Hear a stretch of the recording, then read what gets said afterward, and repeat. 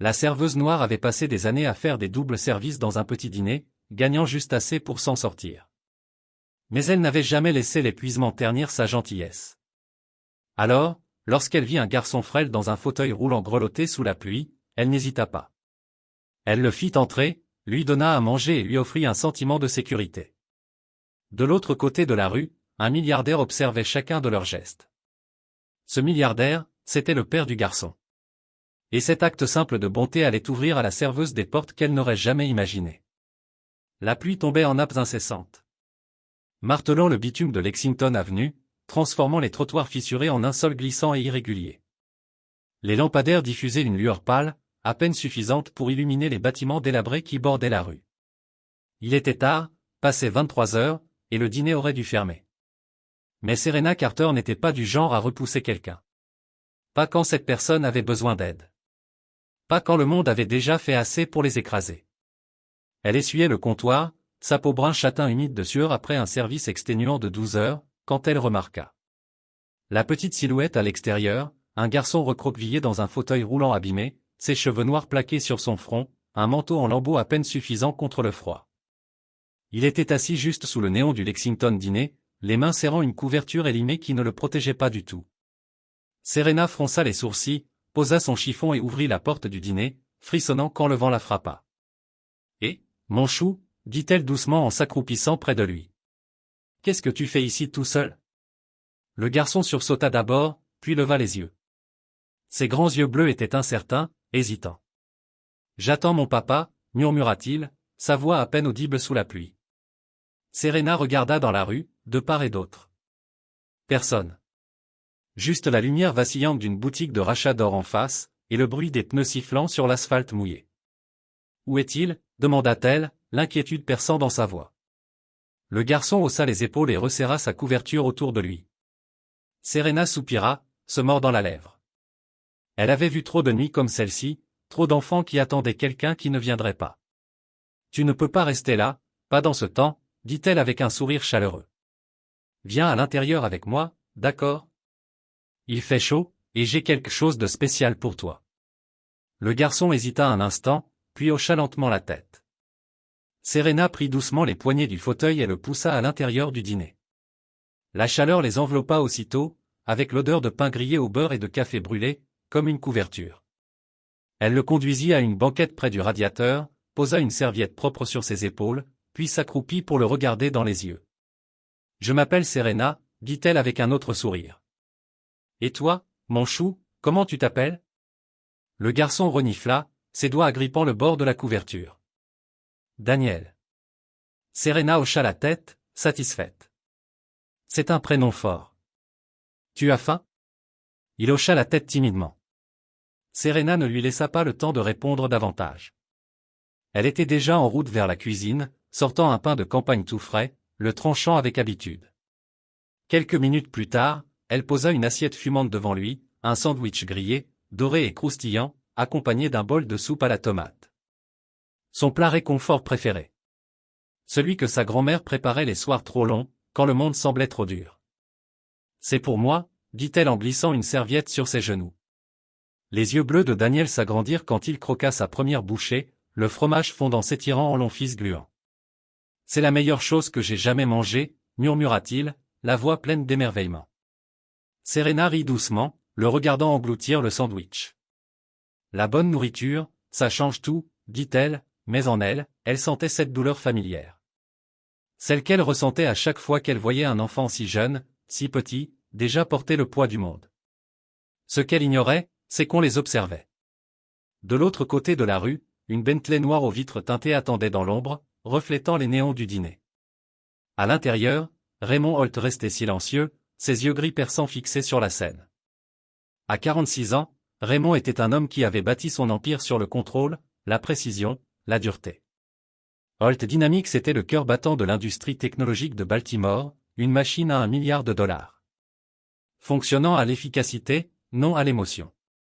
Et Raymond, son PDG, avait passé sa vie à s'assurer que rien ni une personne, ni un sentiment, ni une faiblesse n'interfèrent avec cela. Pourtant, il était là, à regarder, à écouter, à réfléchir. Daniel était son fils.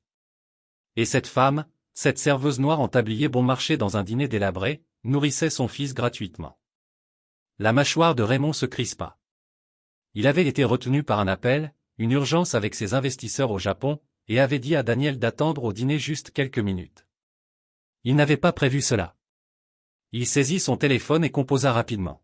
« Nora » dit-il quand son assistante répondit. « Va au Lexington dîner. Pas de tailleur, pas de talons. Je te veux là-bas dans 20 minutes. » Un silence. « Monsieur ?» Raymond resserra sa prise sur le téléphone. « Découvre tout ce que tu peux sur la femme qui vient de nourrir mon fils. » Puis il raccrocha.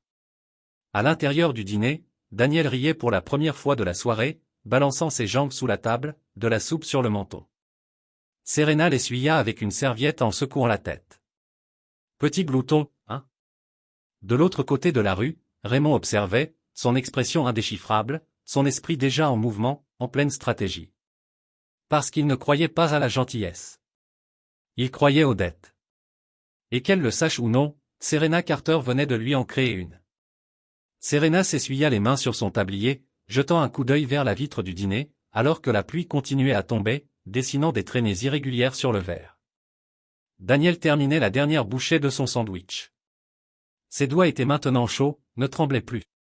Son visage avait perdu cette tension lasse, ce regard méfiant qu'aucun enfant de son âge ne devrait porter. Elle sentit une petite bouffée de satisfaction. Une personne de plus. Un moment de bonté de plus. Cela suffisait. Puis la porte s'ouvrit. L'air froid entra en premier, suivi d'une femme en jean et sweat à capuche, ses cheveux blonds rentrés sous une casquette usée des auréoles. Elle n'avait pas sa place dans ce dîner non à cause de ses vêtements, mais à cause de sa manière d'être, vive, méthodique, analysant tout d'un seul regard.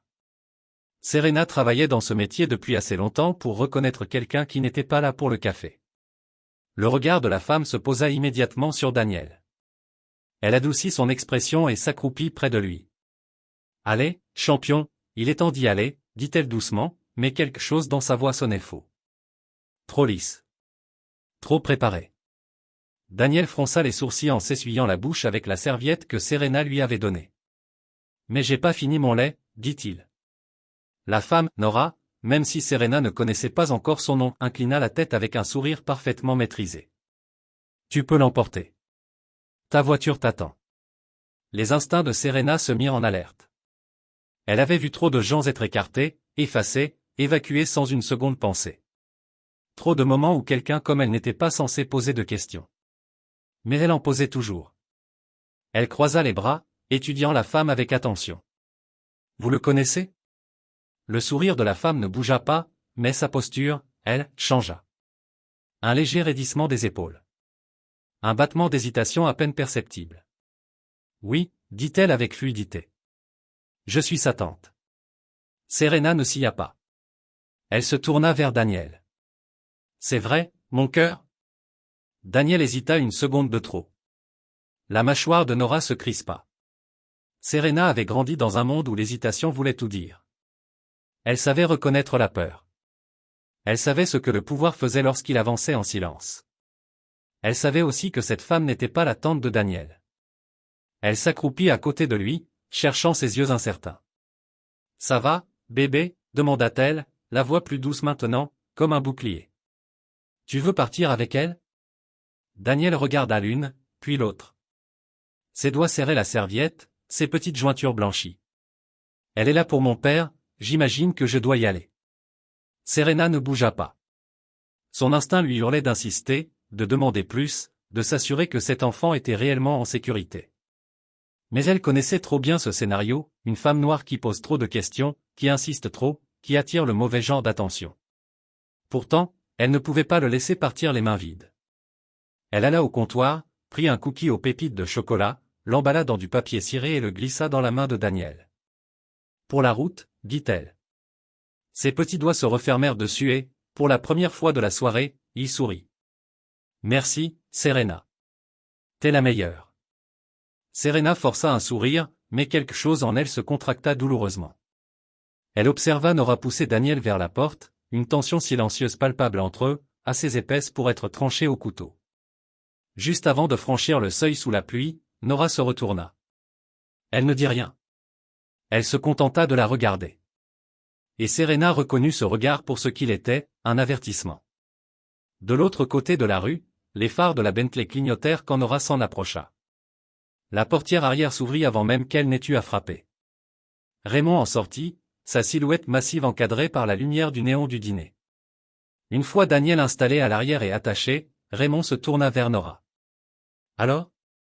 Nora abaissa sa capuche. « Elle est maligne, admit-elle. Elle n'a pas cru un instant que j'étais sa tante. Elle a failli me démasquer. » L'expression de Raymond ne changea pas. Mais elle l'a laissé partir. « Elle n'avait pas le choix, » répliqua Nora. « Vous savez comment c'est, une femme noire qui fait un esclandre ? C'est elle qu'on aurait arrêtée, pas moi. » La mâchoire de Raymond se contracta, mais il ne dit rien. Nora croisa les bras. Elle n'est pas comme les autres. Raymond le savait déjà. Il l'avait vue dès l'instant où Serena était sortie sous la pluie, sans hésitation. La façon dont elle avait parlé à Daniel, comme s'il comptait, comme s'il n'était pas un poids.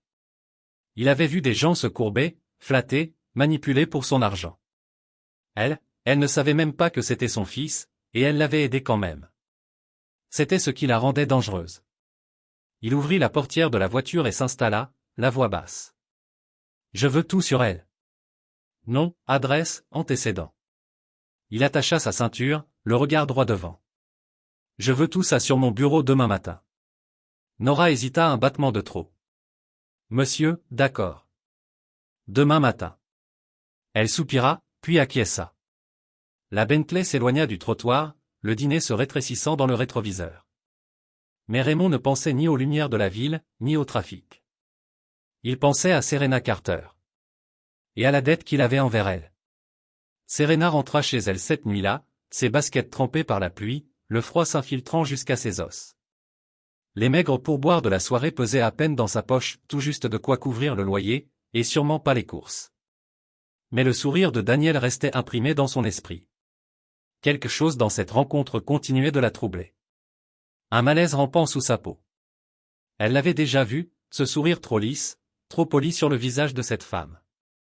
Elle avait vu l'hésitation de Daniel. Ce n'était pas juste une étrangère venue chercher un enfant. C'était quelqu'un qui savait exactement ce qu'elle faisait. Elle grimpa les escaliers menant à son petit appartement d'une chambre sur West Fayette Street, là où le chauffage fonctionnait à peine, et où les murs étaient si fins qu'on entendait la télévision du voisin 2 étages plus bas. Dès qu'elle referma la porte derrière elle, elle s'y adossa en soupirant, se frottant le visage. Elle avait appris depuis longtemps à ne pas se mêler de ceux qui ne la regardaient pas. Mais là, c'était différent. Ça sonnait faux. Avant même qu'elle ait pu chasser cette sensation, un coup frappé à la porte la fit sursauter. Serena se figea. Personne ne venait à cette heure-ci. Elle jeta un coup d'œil dans le Judas et son estomac se retourna. Un homme se tenait là, grand, large d'épaules, vêtu d'un manteau noir qui avait probablement coûté plus cher que tout son loyer. Son visage était dur, ses yeux gris froids et calculateurs, comme s'il l'avait déjà analysé pièce par pièce avant même qu'elle ait ouvert. Elle n'ouvrit pas. Qui c'est ? Un silence, puis une voix grave, contrôlée. Trop contrôlée. Raymond Holt. Ce nom ne lui disait rien. Qu'est-ce que vous me voulez ? Demanda-t-elle, la main toujours sur le verrou. Une autre pause. Parlez. L'instinct de Serena criait, surtout pas, mais la curiosité fut plus forte. Lentement, elle déverrouilla et entr'ouvrit la porte, juste assez pour bien voir son visage. Il n'avait rien à faire dans cet immeuble, dans ce quartier, dans son monde. Je vous connais pas, dit-elle, sèche. Il ne broncha pas. Non. Mais vous connaissez mon fils. Le cœur de Serena manqua un battement.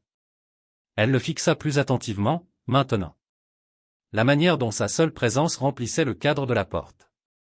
Son manteau encore humide, mais ses chaussures parfaitement propres. C'était l'argent, le pouvoir. Le genre qui pouvait tout écraser sans lever le petit doigt. Elle serra plus fort le montant de la porte.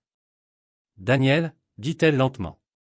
C'est votre fils. » Il acquiesça à peine. J'étais de l'autre côté de la rue, la nuit dernière. Le froid dans ses os se fit plus vif. Vous les observiez. Oui. Serena souffla par le nez. Alors quoi? Vous êtes venu vous plaindre parce que j'ai nourri votre gosse? Le regard de Raymond resta insondable. Non. Je suis ici parce que je ne crois pas à la charité. Mais je crois aux dettes. Et sans attendre sa réaction, il sortit une enveloppe de son manteau et la posa sur la vieille table bancale de la cuisine. Serena ne bougea pas. Elle jeta un œil à l'enveloppe. Épaisse. Papier de qualité. Le genre qui avait du poids. Le genre qui annonçait que ce qu'elle contenait n'était pas insignifiant. Elle avala difficilement. Qu'est-ce que c'est? Une offre d'emploi. Le cerveau de Serena sembla s'arrêter. Elle leva les yeux vers lui. Quoi? Raymond inclina légèrement la tête, mesurant combien de patience il était prêt à lui accorder. Un poste chez Holt Dynamics. 6 chiffres. Avantage. Le ton? Serena laissa échapper un rire sec, incrédule. Vous croyez que j'ai envie de bosser pour un riche blanc qui pense qu'un chèque nous rend quitte? Raymond ne s'y a pas. Je ne pense pas que vous vouliez de la charité, Serena. C'est pour ça que je ne vous en propose pas. Entendre son prénom dans sa bouche fit se resserrer quelque chose dans sa poitrine. Elle croisa les bras. Vous ne me connaissez même pas. J'en sais assez, répondit-il, la voix calme, inébranlable, comme un homme qui ne posait jamais de questions, seulement des décisions. Je sais que vous avez nourri mon fils sans rien attendre en retour. Je sais que vous ne l'avez pas traité comme un poids. Et je sais que c'est rare. Serena déglutit, tentant d'ignorer la façon dont ses paroles venaient heurter quelque chose en elle, là sous ses côtes. Elle regarda l'enveloppe à nouveau, son poids absurde, posé sur sa table. Et je ferai quoi, exactement, chez H Dynamics? Le café? Un sourire effleura les lèvres de Raymond, une ombre d'amusement, vite effacée. Non. Vous travailleriez directement avec moi. Gestion des négociations, relations publiques. Vous êtes doué avec les gens. J'ai besoin de quelqu'un comme vous. Serena ricana. Vous n'avez pas besoin de moi. Vous avez une boîte pleine de diplômés d'Ivy League prêts à s'égorger pour ce job. L'expression de Raymond changea enfin, juste un peu. C'est justement pour ça que je ne leur fais pas confiance. Un silence lourd s'installa entre eux, dense, pesant. Serena pouvait sentir le poids de cette offre s'appuyer sur elle, s'enrouler autour de sa fierté, de son épuisement, de sa résistance farouche à être achetée. Mais 6 chiffres, ça voulait dire, plus de loyer en retard, plus de stress à compter ses derniers billets, plus de nuits à se demander comment tirer encore 3 jours avec $20. La voix de sa mère résonna dans sa tête, ne dois jamais rien à ces gens, ma fille. Tu sais bien qu'ils ne donnent jamais sans reprendre. Elle serra la mâchoire. Pourquoi moi? Raymond soutint son regard et, pour la première fois, quelque chose vacilla dans ses yeux. Parce que vous avez vu mon fils, dit-il, la voix plus basse, comme si prononcer ces mots lui coûtait quelque chose. Pas mon argent. Pas mon nom. Lui. La gorge de Serena se serra. Elle regarda l'enveloppe une dernière fois, puis lentement, la prit en main. Je vais y réfléchir, murmura-t-elle. Raymond l'observa un long moment, puis hocha brièvement la tête. Bien. Et sans un mot de plus, il tourna les talons et s'en alla. Serena resta là longtemps après que la porte se soit refermée, l'enveloppe toujours dans ses mains, plus lourde qu'elle ne l'aurait cru. Parce qu'elle le savait déjà, elle n'allait pas seulement y réfléchir. Elle allait dire oui. Le premier jour. Le premier jour chez Holt Dynamics, c'était comme entrer dans un autre monde. Un monde trop brillant, trop poli. Où l'argent sentait le marbre fraîchement ciré, où l'air lui-même semblait saturé de pouvoir. Serena entra dans l'immense immeuble de verre, vêtue d'une veste de grande surface et de talons chinés en friperie. Et dès qu'elle franchit le hall, tous les regards se braquèrent sur elle. Mais ce n'était pas de la curiosité. C'était du calcul. De l'évaluation. Du jugement. Elle garda la tête haute, les épaules droites. Elle avait travaillé dans des endroits où les gens l'avaient sous-estimée. Elle savait se tenir.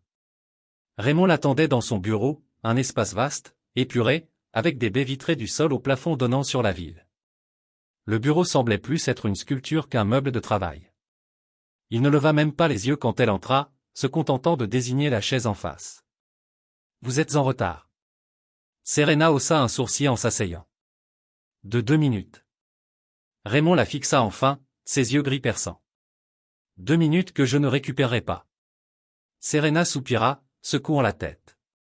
Elle était là depuis 5 secondes à peine et il commençait déjà. Écoutez, vous me voulez ici ou pas? Il s'adossa, l'examina. Ça reste à voir. Avant qu'elle ne puisse répondre, la porte vitrée s'ouvrit et Nora entra, une tablette à la main, l'expression figée. Serena ne manqua pas le regard rapide que la femme lui lança, un regard d'évaluation. Elle avait déjà décidé qu'elle n'avait pas sa place ici. Miss Carter, dit Nora d'un ton lisse. Bienvenue chez Holt Dynamics. Serena soutint son regard, un sourire lent s'étirant sur ses lèvres. Oh, on se tutoie pas? Très bien. Contente de vous revoir, Madame Winters. Quelque chose cligna brièvement dans les yeux de Nora, avant qu'elle ne se tourne vers Raymond. J'ai préparé les rapports pour les négociations avec le groupe Orion. Elle lui tendit la tablette sans accorder un seul autre regard à Serena. Vous voulez que je la briefe sur les protocoles internes? Raymond ne leva même pas les yeux. Non. Je m'en occuperai. Serena ne savait pas si c'était une bonne ou une mauvaise chose. Très bien, répondit Nora simplement. Mais avant de franchir la porte, elle hésita un bref instant et jeta un dernier regard à Serena. Bonne chance, murmura-t-elle. Serena inclina la tête. Mais à la façon dont elle l'avait dit, ce n'était pas un encouragement. C'était un avertissement. Elle n'eut pas le temps d'y réfléchir davantage, Raymond avait déjà plongé dans le travail. Pas de bavardage. Pas de pause. Il lui tendit un dossier. Groupe Orion, dit-il. Ils veulent faire passer un contrat qui externaliserait les emplois à l'étranger. Ça veut dire des licenciements. Des milliers. Serena feuilleta le dossier, l'estomac retourné. Et vous voulez que quoi? Que je les convainque de ne pas le faire? Raymond soutint son regard. Je veux que vous fassiez ce que vous faites de mieux. Parlez aux gens. Serena se cala contre le dossier de sa chaise, croisant les bras. Alors si je comprends bien, vous m'avez embauché parce que vous pensez que je peux quoi? Les charmer jusqu'à ce qu'ils développent une conscience? Raymond ne cligna pas. Je vous ai embauché parce que je pense que vous comprenez quelque chose que j'ignore. Elle plissa les yeux. Quoi donc? Il se pencha légèrement. Que ceux qui n'ont rien à perdre se battent le plus fort. Les mots percutèrent quelque chose de profond en elle. Quelque chose de vrai, de tu. Elle le fixa un long moment, puis soupira. Vous parlez en énigme pour un gars qui dirige un empire technologique. Pour la première fois, un coin de ses lèvres s'étira. Presque un sourire. Presque. Puis, l'instant s'évanouit. Réunion à midi, dit-il en se levant. Essayez de ne pas être en retard. Serena leva les yeux au ciel, mais ne répliqua pas. Elle avait un travail à faire. Philippe Langford, 60 ans, cheveux blancs lissés en arrière comme le vieux fric, portait l'arrogance comme un droit de naissance. Il ne la regarda même pas. Serena avait déjà croisé des hommes comme lui, ceux qui ne voyaient de la valeur que chez les gens qui leur ressemblaient. Mais elle n'en laissa rien paraître. Raymond ouvrit la réunion sans détour. Vous voulez déplacer la production à Taïwan. Vous dites que ça réduira les coûts, que ce sera plus efficace. Il fit une pause. Moi, je dis que ça détruira une main-d'œuvre qui a construit l'infrastructure de cette entreprise depuis plus de 10 ans. Langford esquissa un sourire lent, lèvres pincées, qui n'atteignit jamais ses yeux. Tu te méprends, Raymond. Ce n'est pas personnel. C'est juste du business. Les doigts de Serena se refermèrent sous la table. Pas personnel. Elle l'avait entendu trop souvent, cette phrase. Quand son propriétaire avait augmenté le loyer du jour au lendemain parce que des promoteurs voulaient revitaliser le quartier. Quand sa mère avait perdu son emploi dans une usine textile parce qu'une autre main-d'œuvre, moins chère, avait été trouvée. Quand des entreprises comme celle-ci fermaient des communautés entières et appelaient ça une stratégie.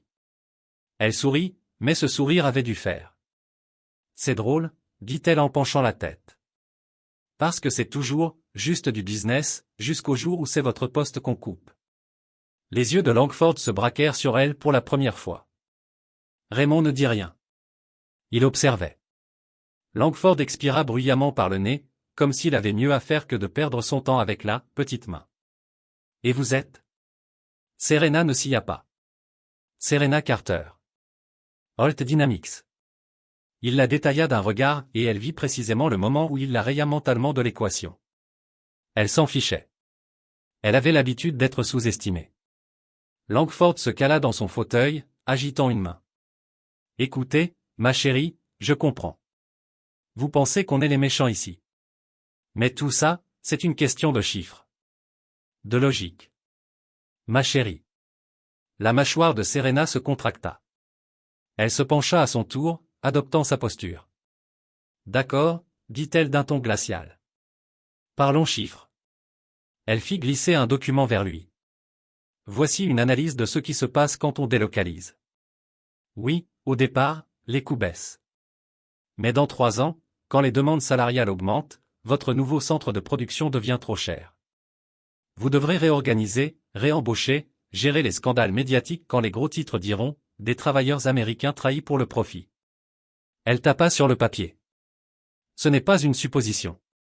C'est de l'analyse de marché.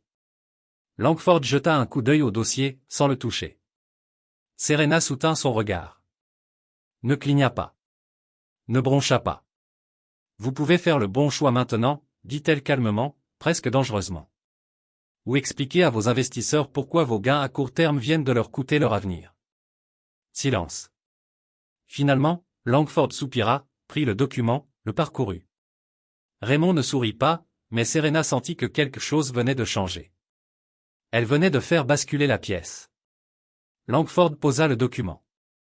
Expression indéchiffrable. On va revoir la proposition. Raymond hocha la tête. Assurez-vous que ce soit le cas. La réunion se termina peu après. Tandis que Langford et ses associés s'éloignaient, Serena sentit le regard de Raymond posé sur elle. Elle se tourna vers lui. Alors ? Raymond la contempla un moment, puis dit. Je savais pourquoi je vous avais embauché. Serena esquissa un sourire en coin. Et t'as eu raison, pas vrai ?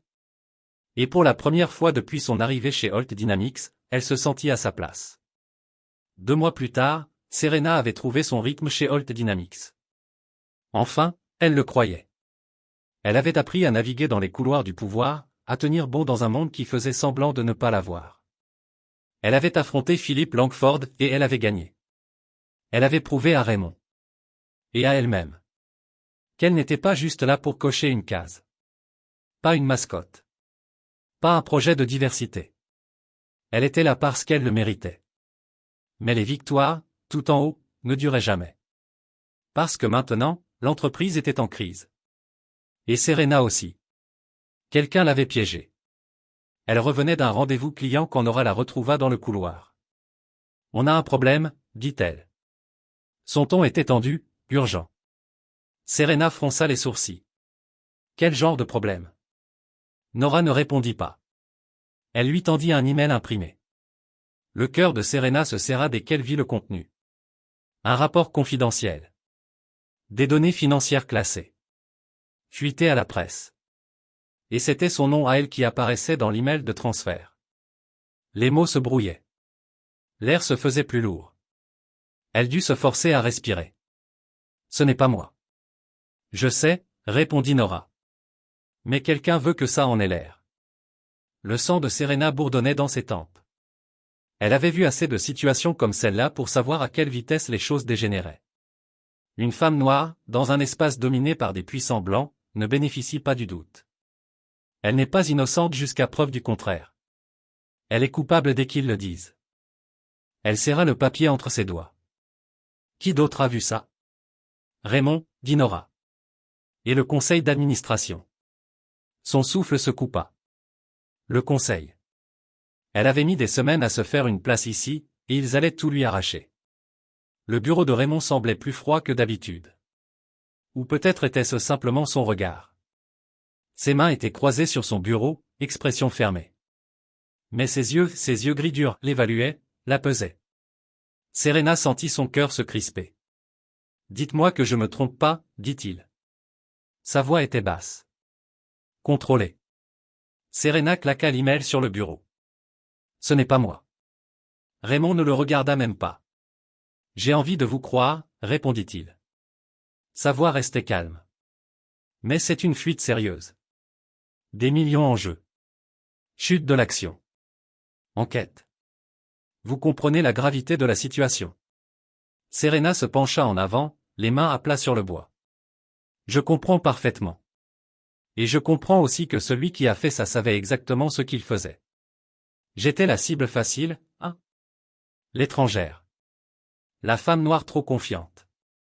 Qui va me croire, moi, plutôt qu'un cadre en place depuis 10 ans? Raymond ne broncha pas. Mais il ne la contredit pas non plus. Le silence s'éternisa. Les ongles de Serena s'enfoncèrent dans ses paumes. Vous pensez que j'ai fait ça? Raymond soutint son regard. Non. L'air qu'elle retenait s'échappa d'un coup. Mais il ajouta. Le conseil, lui, pense que oui. Serena jura à voix basse, se mit à faire les 100 pas. Elle sentait l'étau se resserrer. Et maintenant, demanda-t-elle, la gorge sèche. Raymond soupira, se frottant la mâchoire. Maintenant, on trouve la véritable source de la fuite. Elle s'immobilisa. Pas vous. Pas moi. Pour la première fois depuis qu'elle était entrée, la glace dans sa poitrine se fendilla. Raymond enfila sa veste. Nora est déjà en train de remonter la trace du mail. Mais il a été routé via un serveur externe. Ils ont bien couvert leurs traces. Il la fixa droit dans les yeux. Il va falloir être plus malin. Serena croisa les bras. Et si on les trouve pas à temps? Si le conseil me vire? La mâchoire de Raymond se contracta. Alors on leur fera regretter. Serena le fixa. Raymond Holt n'était pas du genre à faire des promesses. Mais cette fois, elle le croyait. Et quiconque l'avait piégé allait bientôt comprendre à quel genre de combat il venait de s'attaquer. Serena et Nora travaillèrent toute la nuit, scrutant les journaux de serveurs, remontant les miettes numériques. Celui ou celle qui avait tenté de piéger Serena avait été prudente mais pas assez. La fuite avait été acheminée via un compte secondaire. Un compte lié à Eric Callaway, un cadre supérieur avec 10 ans d'ancienneté chez Holt Dynamics, et une réputation bien rodée, garder les mains propres, tout en laissant les autres faire le sale boulot. À l'aube, elles avaient réuni assez de preuves pour l'enterrer. Serena fit irruption dans la salle du conseil avant même qu'on puisse la convoquer comme une criminelle. L'air était lourd de tension. Des dizaines d'hommes puissants, lustrés, en costume taillé sur mesure, la fixaient comme si elle était déjà condamnée. Raymond, en bout de table, restait impassible. Mademoiselle Carter, dit l'un des membres du conseil, un vieil homme au sourire pincé, en désignant la chaise vide en face. Je suppose que vous savez pourquoi vous êtes ici. Serena ne s'assit pas. Elle n'en avait jamais eu l'intention. Je sais, répondit-elle d'un ton calme. Et je suppose que vous savez que vous êtes sur le point de faire une erreur très coûteuse. Un éclair d'amusement traversa brièvement le visage de Raymond. Mais il ne dit rien. Mademoiselle Carter, commença le membre du conseil. Mais elle le coupa net. J'étais une cible facile, pas vrai, dit-elle en faisant les 100 pas. La petite nouvelle. L'étrangère. Celle sur qui vous pouviez tout faire retomber et enterrer l'affaire. Elle s'arrêta, posant un épais dossier sur la table. Sauf que vous vous êtes trompé de personne. Elle fit glisser le dossier vers eux. Le silence s'étira, alors qu'ils parcouraient les documents. Leurs expressions passèrent de l'indifférence à l'inquiétude palpable. 2 sièges plus loin, Eric Callaway blanchissait à vue d'œil. Ce sont des maîtressés, poursuivit Serena. Des virements bancaires. Des appels avec des journalistes. Tous liés à Callaway. Pas à moi. Elle croisa les bras. Et avant que vous posiez la question, oui, notre service juridique a déjà des copies. Et la presse aussi. Elle sourit froidement. Alors si vous voulez parler de gestion de crise, je commencerai par là. Un murmure parcourut la pièce. Callaway bondit de son siège, la voix trop aiguë, trop pressée. C'est absurde. Elle bluffe. Serena se tourna vers Raymond, haussant un sourcil. Est-ce que je bluffe? Raymond prit enfin la parole. Sa voix était tranchante comme le verre. Non. Elle ne bluffe pas. Les mots tombèrent comme une lame. La bouche de Callaway se referma d'un coup. Raymond se leva, ajustant ses poignets de chemise. À effet immédiat, Eric Callaway est licencié. Des poursuites légales seront engagées. Il laissa le poids de ses paroles planer dans la pièce. Puis se tourna vers le reste du conseil. Et si quiconque, ici, pense pouvoir jouer au même jeu? Considérez ceci comme un avertissement. Le silence qui suivit fut absolu. Serena ne sourit pas. Elle n'en avait pas besoin. Elle avait gagné. 2 semaines plus tard, elle se tenait aux côtés de Raymond, au diplôme de fin d'année de Daniel. Le garçon la regardait en souriant depuis son fauteuil roulant, son diplôme serré contre lui comme le trésor le plus précieux du monde. « Je te l'avais dit que j'y arriverais. » lança-t-il, bombant le torse. Serena éclata de rire, lui ébouriffant les cheveux. « J'en ai jamais douté, pas une seconde. » Raymond les observait. Son habituel masque impassible s'était adouci, un peu. « T'as fait du bon boulot, Carter, dit-il. Elle haussa un sourcil avec un sourire en coin. « Tu m'étonnes. » Daniel les regarda tour à tour. « Vous allez vous faire un câlin ou un truc du genre ?» Raymond soupira. « Absolument pas. » Serena leva les yeux au ciel. « Pitié, non. » Daniel éclata de rire. Et pour la première fois depuis très longtemps, Serena sentit qu'elle avait bâti quelque chose de réel. Quelque chose qui comptait. Et elle n'avait pas fini. Des années plus tard, Serena Carter était assise dans le bureau exécutif de Holt Dynamics. Son nom était désormais gravé sur la porte. Vice-présidente à la stratégie d'entreprise. Ce qui avait commencé comme un job, comme un défi, était devenu une mission. Sous sa direction, l'entreprise avait lancé des initiatives pour le travail éthique. Développé des programmes de mentorat. Et bâti des partenariats avec des entreprises appartenant à des minorités. Un nouveau centre communautaire, dans le centre-ville, portait désormais le nom. Fondation Carter Holt. Offrant éducation et opportunités professionnelles à des jeunes défavorisés.